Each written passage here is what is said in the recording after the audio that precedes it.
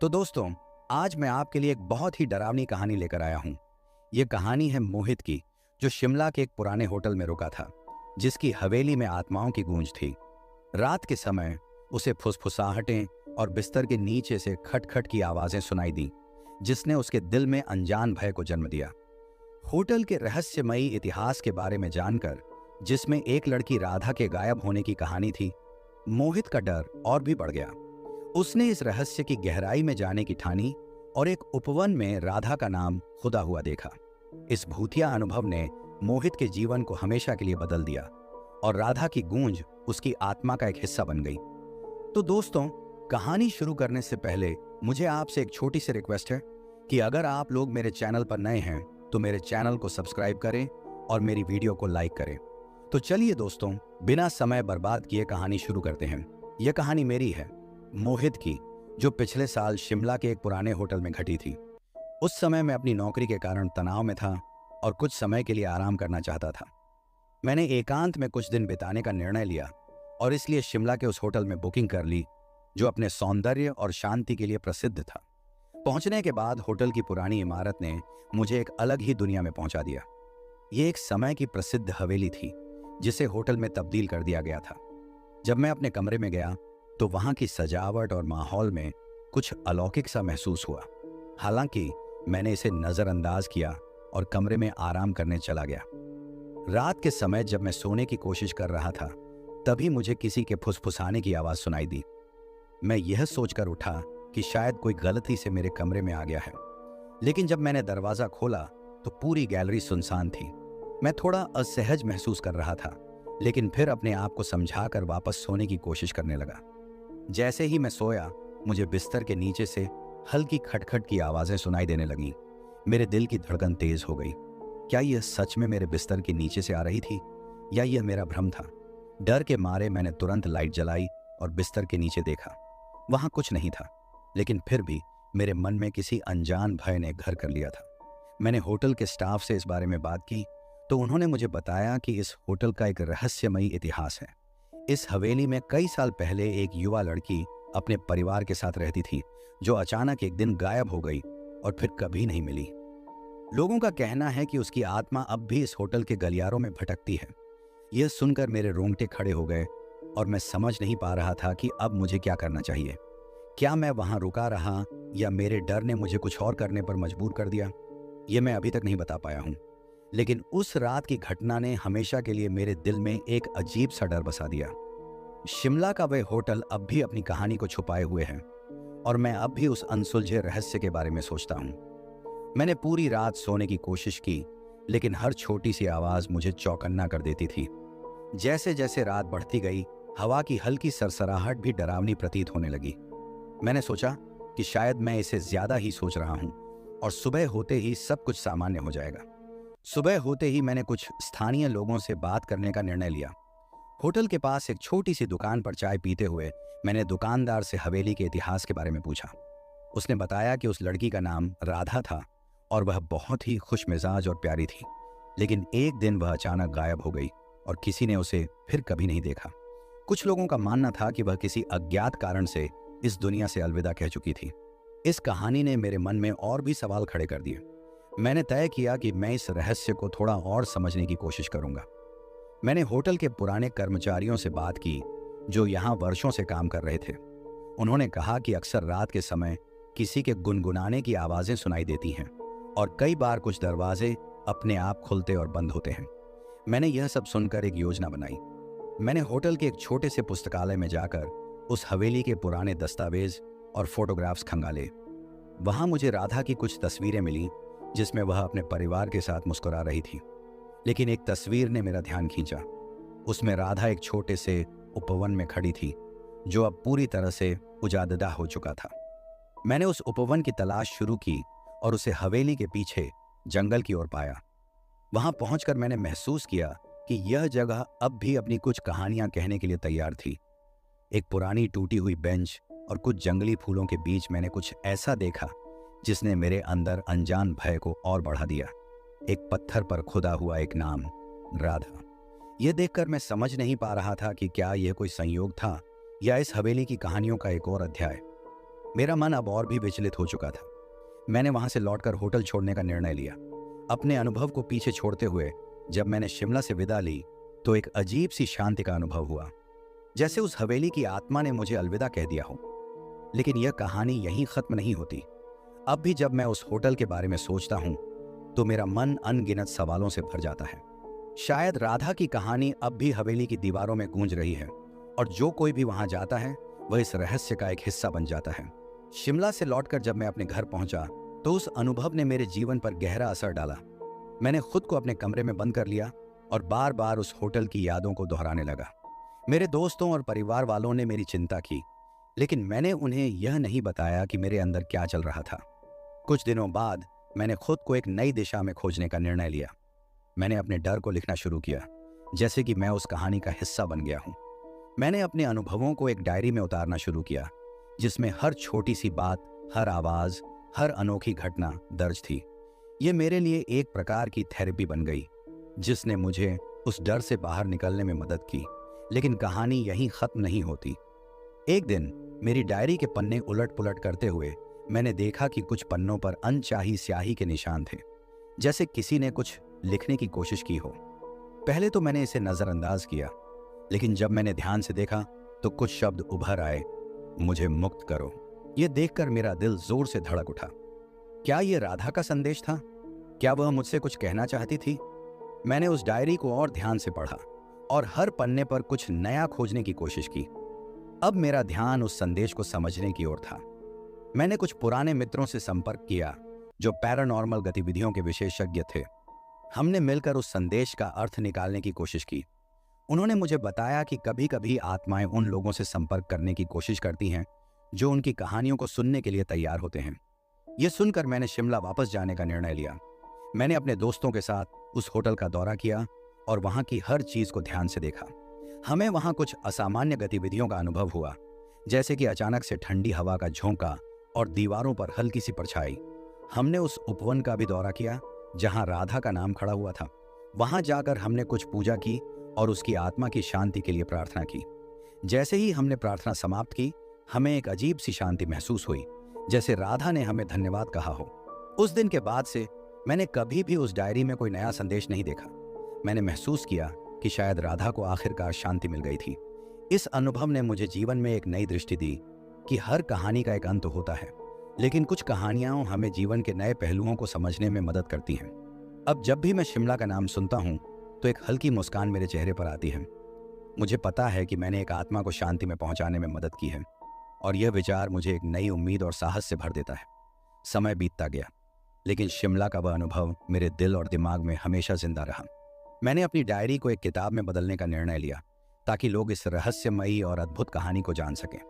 मैंने किताब का नाम राधा की गूंज रखा और इसमें मैंने हर उस पल को साझा किया जो मैंने उस होटल और उसके आसपास के क्षेत्रों में महसूस किया था। जैसे जैसे मैंने अपनी किताब पर काम किया, मुझे कई और कहानियां सुनने को मिली। कुछ लोगों ने मुझे बताया कि उन्होंने भी शिमला के उस इलाके में असामान्य अनुभव किए थे। ये सुनकर मुझे लगा कि शायद राधा की कहानी अकेली नहीं थी। वहां और भी आत्माएं हो सकती हैं जो अपनी कहानियां सुनाने की कोशिश कर रही हैं। किताब के प्रकाशित होने के बाद लोगों ने इसे हाथों हाथ लिया। कई पाठकों ने मुझे अपने अनुभव साझा किए और बताया कि उन्होंने भी किसी न किसी रूप में आत्माओं के साथ संपर्क महसूस किया था। मुझे लगा कि मेरी कहानी ने उन्हें अपनी कहानियां साझा करने की हिम्मत दी है। एक दिन मुझे शिमला से एक पत्र मिला। यह उस होटल के नए प्रबंधक का था। उसने मुझे धन्यवाद कहा कि मेरी कहानी ने होटल को एक नई पहचान दी है। अब लोग वहां केवल रहस्य और डर के लिए नहीं, बल्कि आत्माओं की कहानियां सुनने और समझने के लिए आते हैं। यह सुनकर मैंने महसूस किया कि राधा की कहानी ने सचमुच लोगों के दिलों में जगह बना ली है। इस अनुभव ने मुझे जीवन में एक नया उद्देश्य दिया।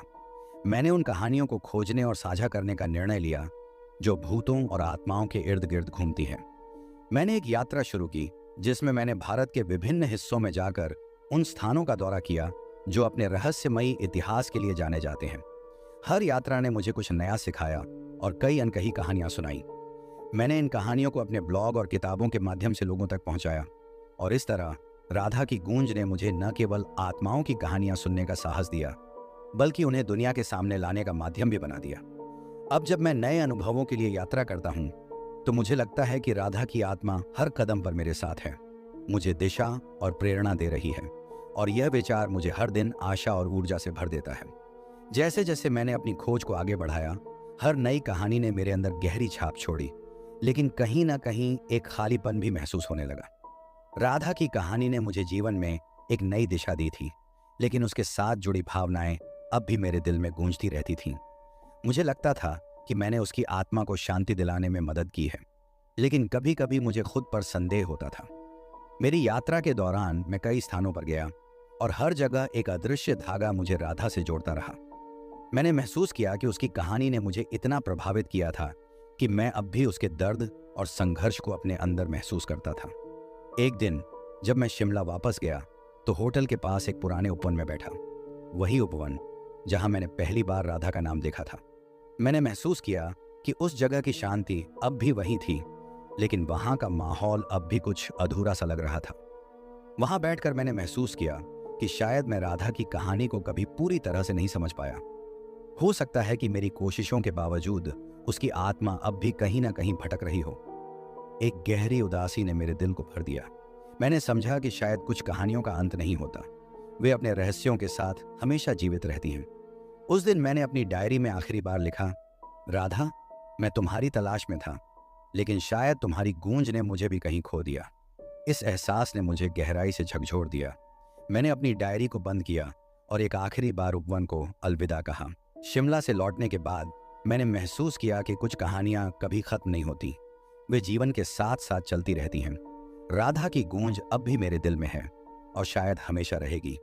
मैंने जीवन में आगे बढ़ने की कोशिश की, लेकिन उस अनकही और अधूरी कहानी की उदासी ने मेरे जीवन में एक स्थायी छाप छोड़ दी, और इस तरह राधा की कहानी मेरे जीवन का एक अटूट हिस्सा बन गई। एक ऐसी गूंज जो कभी भी पूरी तरह से शांत नहीं हो सकती। मैंने सीखा कि कभी कभी जीवन में कुछ सवालों के जवाब नहीं मिलते, और हमें उन्हें वैसे ही स्वीकार करना होता है जैसे वे हैं। राधा की गूंज ने मुझे यह सिखाया कि जीवन की हर कहानी एक अंत के बिना भी पूरी हो सकती है, और हमें उसे उसी रूप में अपनाना होता है। मेरे नाम का खुलासा करना उचित नहीं होगा, लेकिन मैं आपको अपने जीवन का एक ऐसा अनुभव बताने जा रहा हूं जिसने मेरी रूह को कंपा दिया था। यह घटना 2011 की है, जब मैं मुंबई के एक पुराने लेकिन प्रतिष्ठित कॉलेज में पढ़ाई कर रहा था। कॉलेज हॉस्टल एक विशाल पुरानी इमारत में स्थित था, जो अंग्रेजों के जमाने से चली आ रही थी। हॉस्टल के बारे में कई कहानियां सुनाई जाती थीं, लेकिन मैं उन्हें बस अफवाह मानकर नजरअंदाज कर देता था। एक रात जब मैं अपने कमरे में अकेला बैठा पढ़ाई कर रहा था, तभी मुझे बाहर से किसी के हल्के हल्के रोने की आवाज सुनाई दी। मैंने ध्यान नहीं दिया, सोचकर कि शायद किसी का फोन पर झगड़ा हो रहा होगा, लेकिन कुछ ही देर के बाद वह आवाज और तेज हो गई, और साथ में किसी के पैरों की आहट भी सुनाई देने लगी। मेरे रूममेट अनिकेत उस रात बाहर गए हुए थे और मैं अकेला था।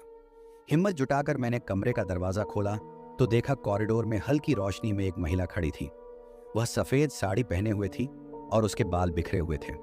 पहले तो मुझे लगा कि यह मेरी आंखों का भ्रम है, लेकिन जब वह मेरी ओर धीरे धीरे बढ़ने लगी तो मेरे होश उड़ गए। मैंने कमरे का दरवाजा तेजी से बंद किया और बिस्तर पर जाकर रजाई में मुंह छुपा लिया। मेरी धड़कनें इतनी तेज थीं कि मुझे लगा शायद मैं बेहोश हो जाऊंगा। कुछ देर बाद जब कोई आवाज नहीं आई तो मैंने हिम्मत करके दरवाजा फिर से खोला। बाहर कोई नहीं था, लेकिन मेरी रूह कांप उठी थी। अगले दिन मैंने अपने दोस्तों को यह बात बताई तो उनमें से कई ने कहा कि उन्होंने भी वही अनुभव किया है। हॉस्टल में पहले भी इस तरह की घटनाएं हुई थीं, लेकिन कोई भी इसकी सच्चाई को साबित नहीं कर पाया। इस घटना के बाद मैंने हॉस्टल में अकेले रहना बंद कर दिया और अपने दोस्तों के साथ ही रहता था। वह महिला कौन थी? क्यों वह सिर्फ कुछ छात्रों को ही दिखाई देती थी? ये रहस्य आज भी मेरे लिए अनसुलझा है, लेकिन उस रात की यादें आज भी मुझे सिहरन से भर देती हैं। उस घटना के बाद मेरे मन में हमेशा एक अजीब सा भय बना रहता था। हर छोटी सी आवाज पर मैं चौकन्ना हो जाता था और रात में अकेले रहने से बचता था। अनिकेत भी मेरी कहानी सुनकर चिंतित हो गया था और उसने मुझे सुझाव दिया कि हम वार्डन से इस बारे में बात करें। वार्डन से मिलने पर उन्होंने हमें बताया कि हॉस्टल के इस हिस्से में पहले भी ऐसी घटनाएं हुई हैं, लेकिन उनका कोई समाधान नहीं निकल सका है। उन्होंने यह भी कहा कि यह इमारत बहुत पुरानी है और हो सकता है कि यह सब हमारे मन का वहम हो, लेकिन मैं जानता था कि उस रात मैंने जो देखा और महसूस किया वह कोई वहम नहीं था। कुछ दिनों बाद हमारे कॉलेज में एक वार्षिक उत्सव आयोजित किया गया। इस दौरान मैं और अनिकेत एक पुराने प्रोफेसर से मिले जो हाल ही में रिटायर हुए थे। हमने उनसे हॉस्टल की घटनाओं के बारे में पूछा। प्रोफेसर ने एक गहरी सांस ली और कहा, इतने सालों में मैंने भी कई कहानियां सुनी हैं। कहते हैं कि यह हॉस्टल पहले एक औद्योगिक घराने का बंगला था। उस घराने की बेटी ने किसी कारणवश आत्महत्या कर ली थी और तब से उसकी आत्मा यहाँ भटकती है। उनकी बात सुनकर हमारे रोंगटे खड़े हो गए। हम सोचने लगे कि क्या सच में किसी की आत्मा यहाँ बसी हुई है? क्या वह महिला वही थी? समय बीतता गया और हम धीरे धीरे उस घटना को भूलने की कोशिश करने लगे। लेकिन कभी कभी हॉस्टल के गलियारों में चलते समय मुझे ऐसा महसूस होता कि कोई मेरे पीछे चल रहा है। एक रात जब मैं अपने कमरे में सो रहा था, मुझे फिर से वही रोने की आवाज़ सुनाई दी। इस बार मैंने हिम्मत करके बाहर झांका, लेकिन मुझे कुछ नहीं दिखाई दिया। मैंने अपने दोस्तों से इस बारे में चर्चा की और हम सब ने मिलकर यह तय किया कि हम इमारत के उस हिस्से में रात को अकेले नहीं जाएंगे। हम सब ने मिलकर यह भी तय किया कि अगर भविष्य में कोई ऐसी घटना होती है तो हम सब एक साथ रहेंगे और किसी को अकेला नहीं छोड़ेंगे। इस तरह हम हॉस्टल में अपने बाकी के दिनों को गुजारने लगे। लेकिन उस रात की यादें और उस महिला की छवि मेरे दिलो दिमाग में हमेशा के लिए बस गई। कभी कभी जब मैं अकेला होता हूँ, मुझे लगता है कि वह महिला अभी भी मेरे आसपास है, मेरी हर हरकत पर नजर रख रही है। क्या वह आत्मा सच में हानिकारक नहीं थी, जैसा कि वार्डन ने कहा था, या फिर वह कुछ कहना चाहती थी? यह सवाल आज भी मेरे मन में गूंजता रहता है और मैं कभी कभी सोचता हूं कि अगर मैंने उस रात उससे बात करने की कोशिश की होती तो शायद मुझे इस रहस्य का कोई सुराग मिल जाता। समय के साथ हम सब उस घटना को भुलाने की कोशिश में लग गए, लेकिन मेरे अंदर कहीं ना कहीं डर बना ही रहता था। जब भी मैं हॉस्टल के उस हिस्से से गुजरता तो अनायास ही मेरी नजरें उस जगह पर टिक जाती जहां मैंने पहली बार उस महिला को देखा था। कई बार लगता था जैसे वहां की दीवारों में कोई छुपा हुआ रहस्य हो जिसे मैं कभी समझ नहीं पाऊंगा। एक दिन कॉलेज में एक नया छात्र जिसका नाम रोहन था, हमारे हॉस्टल में आया। वह काफी जिज्ञासु और उत्साही था। जब हमने उसे अपनी कहानी सुनाई तो उसने कहा कि वह भूत प्रेतों की कहानियों में विश्वास नहीं करता और वह खुद उस जगह की तहकीकात करना चाहता है। उसका आत्मविश्वास देखकर हम सभी थोड़े आश्चर्यचकित थे। रोहन ने प्रस्ताव दिया कि हम सभी मिलकर उस रात उस स्थान पर जाएंगे जहां मैंने उस महिला को देखा था। मैं थोड़ा हिचकिचा रहा था, लेकिन दोस्तों के प्रोत्साहन पर मैंने हामी भर दी। हम सब ने तय किया कि हम आधी रात को वहां जाएंगे जब सब सो रहे होंगे। उस दिन रात होते ही हम सब एकजुट हुए और धीरे धीरे बिना किसी को जगाए उस कॉरिडोर की ओर बढ़े। हमारे हाथों में टॉर्च थी और दिलों में थोड़ा डर भी था। जैसे जैसे हम आगे बढ़े, कॉरिडोर की दीवारों पर हमारी परछाइयां नाचने लगीं और हर छोटी सी आवाज हमें चौकन्ना कर रही थी। जब हम उस स्थान पर पहुंचे तो रोहन ने टॉर्च की रोशनी चारों ओर फेंकी। कुछ देर तक कुछ नहीं हुआ और मैंने सोचा कि शायद यह सब हमारा भ्रम ही था। लेकिन तभी हमें एक ठंडी हवा का झोंका महसूस हुआ और एक धीमी आवाज हमारे कानों में गूंजने लगी। ये वही रोने की आवाज थी जिसे मैंने पहले भी सुना था। हम सब स्तब्ध रह गए। रोहन ने अपनी टॉर्च उस दिशा में फेंकी जहां से आवाज आ रही थी और अचानक हमारी आंखों के सामने वही महिला प्रकट हो गई। उसकी आंखों में एक अजीब सी पीड़ा थी, मानो वह कुछ कहना चाह रही हो। हम सब ने एक दूसरे की ओर देखा, लेकिन कोई कुछ कह नहीं पाया। रोहन ने हिम्मत जुटाकर उससे कहा, तुम कौन हो और क्या चाहती हो? लेकिन कोई जवाब नहीं मिला। वह महिला कुछ पल के लिए हमारी ओर देखती रही और फिर धीरे धीरे गायब हो गई, जैसे कि कभी वहां थी ही नहीं। हम सभी अपने कमरे की ओर लौटे, हृदय में एक अनजाना सा डर और दिमाग में कई सवाल। रोहन भी इस घटना के बाद यह मानने लगा कि कुछ तो है जो हमारी समझ से परे है। इस अनुभव ने हमें यह सिखाया कि कभी कभी हमारे आसपास ऐसी शक्तियां होती हैं जिन्हें हम देख नहीं सकते लेकिन महसूस कर सकते हैं, और शायद वे हमसे कुछ कहना चाहती हैं, कुछ ऐसा जो उनके अधूरे सपनों या अधूरी कहानियों को पूरा कर सके। यह अनुभव मेरे जीवन का हिस्सा बन गया और भले ही मैं अब उस हॉस्टल में नहीं रहता, लेकिन उस जगह की यादें और वह महिला की छवि मेरे साथ हमेशा रहेंगी, एक अनसुलझे रहस्य की तरह। समय के साथ मैं अपने कॉलेज की पढ़ाई पूरी करके अपने शहर लौट आया, लेकिन वह घटना और वह महिला की छवि मेरे जहन में ऐसे बस गई थी कि मैं उसे भूल नहीं पा रहा था। मैं अक्सर सोचता था कि वह महिला कौन थी और उसकी कहानी क्या थी। मैंने कई बार कोशिश की यह जानने की कि उस इमारत का इतिहास क्या था, लेकिन मुझे कोई ठोस जानकारी नहीं मिल पाई। कुछ साल बाद जब मैं किसी काम के सिलसिले में मुंबई वापस गया तो मेरे दिल में उस हॉस्टल की ओर जाने की इच्छा जाग उठी। मैंने सोचा कि शायद इस बार मुझे कुछ नया पता चल सके। जब मैं वहां पहुंचा तो पाया कि वह पुरानी इमारत अब बंद थी और उसके चारों ओर चेतावनी के बोर्ड लगे हुए थे। शायद किसी ने उसे खरीद लिया था और अब वह एक निजी संपत्ति बन गई थी। वहां खड़े होकर मुझे वह सारी घटनाएं फिर से याद आने लगीं। मैं उस इमारत के बाहर खड़ा होकर सोच रहा था कि अगर वह महिला सच में वहां थी तो अब वह कहां होगी। क्या वह अब भी उस जगह पर भटक रही होगी या फिर शायद उसे शांति मिल गई होगी। उस दिन मैं एक गहरी सांस लेकर वहां से वापस लौट आया, लेकिन मेरे मन में एक अजीब सी शांति थी। मैंने समझ लिया था कि कुछ रहस्य ऐसे होते हैं जिन्हें हम कभी नहीं सुलझा सकते। वे हमारी जिंदगी का हिस्सा बन जाते हैं और हमें यह याद दिलाते हैं कि दुनिया में कई ऐसी चीजें हैं जो हमारी समझ से परे हैं। उस महिला की कहानी का अंत कभी नहीं हो सका, लेकिन मेरे लिए वह एक सीख बन गई।